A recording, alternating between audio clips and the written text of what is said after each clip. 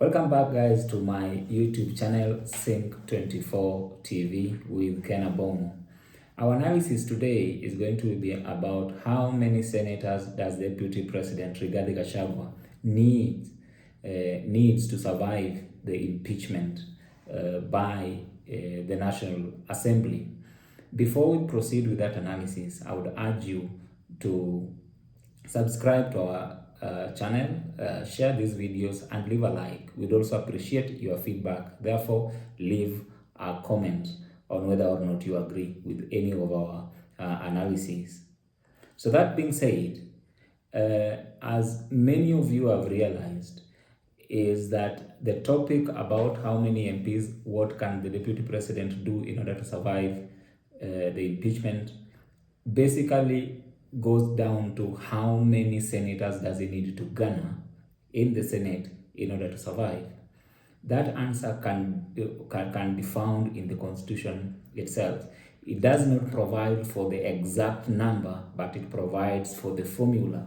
So the argument that so many people, including lawyers, are having back and forth about is that exact number.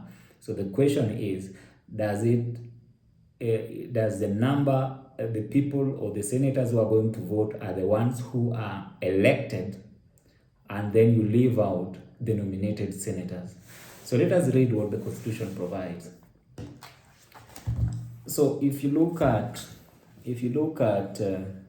Article 145.7, it says that if at least 2/3 of all the members of the Senate, vote to uphold any impeachment charge, the president, so it says the president shall cease to hold office. So you take that article and then you apply it to the deputy president situation, because that is what the Constitution provides. Whatever applies to the president also applies to the deputy president. So therefore, per that article, I would wish you to note a few things. One, it is that it is 2/3. Two is of all the members of the Senate. So those are critical points. 2/3 of all the members of the Senate. So then we go back to how many members of the Senate are there.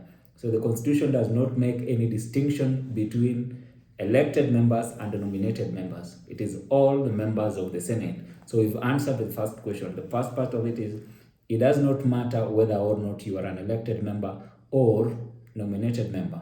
You are going to participate in that vote as a senator. And therefore, how many percentage, or rather of that, of the members does he need to defeat that impeachment motion? So if it is 2/3 and we have about 67 senators, that is including the nominated senators, then the deputy president would need around at least 23 senators in order to survive. Whether or not he can garner that number of senators is an entirely different aspect altogether. That's a political thing, and that requires lobbying on his side. But as at now, he needs 23 senators. So if you hear anybody talking about 17 senators, then that person is informed but wrongly that the only people who are supposed to vote are the 47 elected senators. That is not the position of the Constitution. The Constitution provides that all the members of the Senate must vote on that impeachment motion. They may decide to abstain, but even so, the number has to be, he has to garner 23 senators. So that would mark the end of that analysis. So as I always urge you, read the Constitution sometimes for yourself. Don't listen to what people are saying out there. So as we finish, I would still urge you to subscribe for those who are watching us for the first time, and our returning viewers, I would like to thank you to continue supporting our channel. Thank you very much.